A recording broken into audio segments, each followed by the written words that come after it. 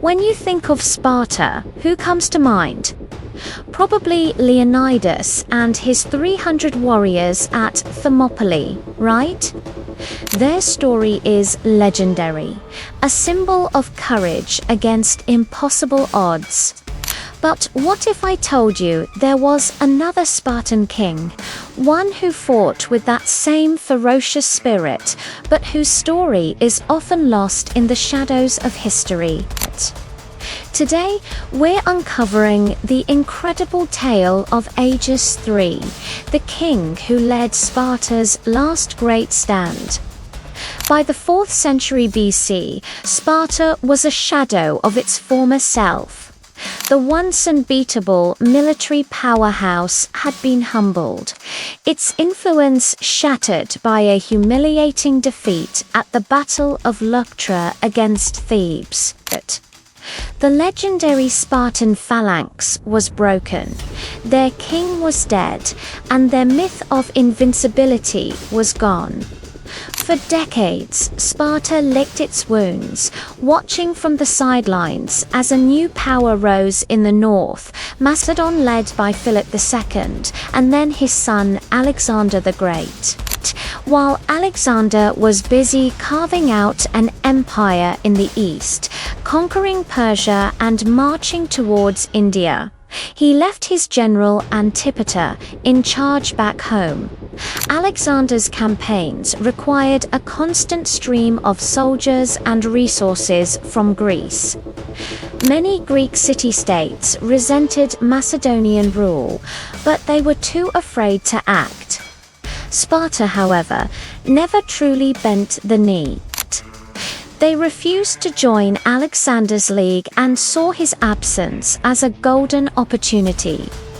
This is where our hero, Agis III, steps onto the stage.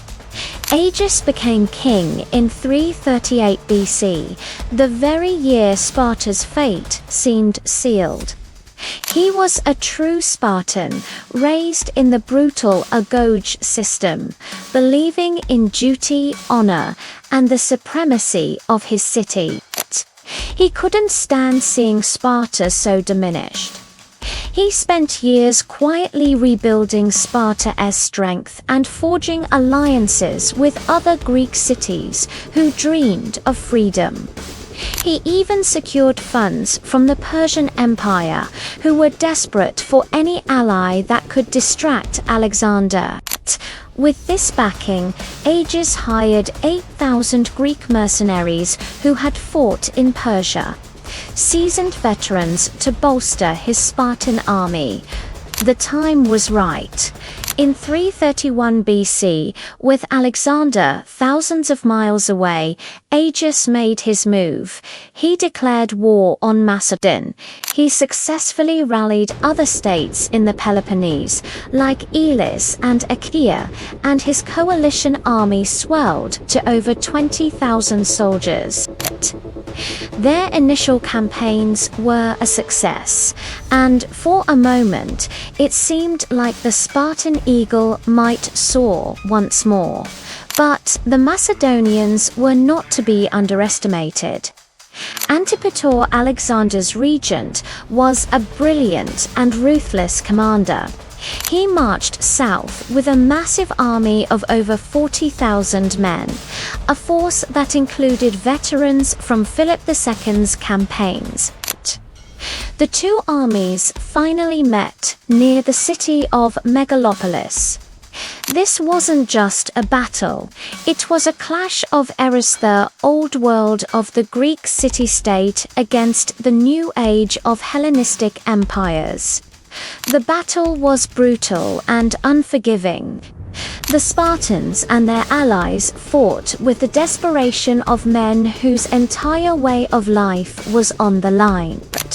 Agis III was everywhere on the battlefield, leading from the front, a true warrior king in the mold of Leonidas. He inspired his men with his own courage, fighting at the heart of the action. But numbers and Macedonian discipline began to tell. The Spartan line, though resilient, started to buckle under the immense pressure. Agis was struck down, severely wounded and unable to stand. Seeing the battle was lost, his bodyguards tried to carry him from the field to save his life, but Agis refused. A Spartan king does not flee. He ordered his men to save themselves, to retreat and live to fight another day. For him, there was no retreat. He told them to leave him. As his last surviving soldiers fell back, Agis remained. He propped himself up on one knee, his shield in one hand, his sword in the other. He faced the onrushing tide of Macedonian soldiers alone.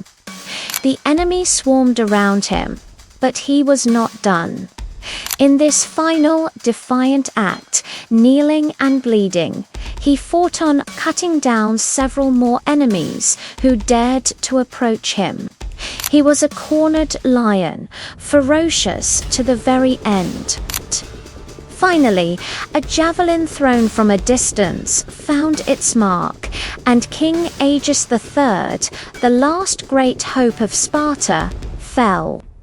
With his death, the rebellion collapsed. Sparta was forced to submit, its dream of restored glory shattered forever. Agis's story might not have the same fame as Leonidas's, but his courage was no less profound. He fought for a lost cause, not for victory, but for honor. He reminded the world one last time what it meant to be a Spartan. Though Sparta fell, its spirit, embodied by King Agis, refused to die without a fight. Thank you so much for watching. If you enjoyed this journey into the forgotten corners of history, don't forget to like, subscribe, and hit that notification bell for more stories like this one. See you next time.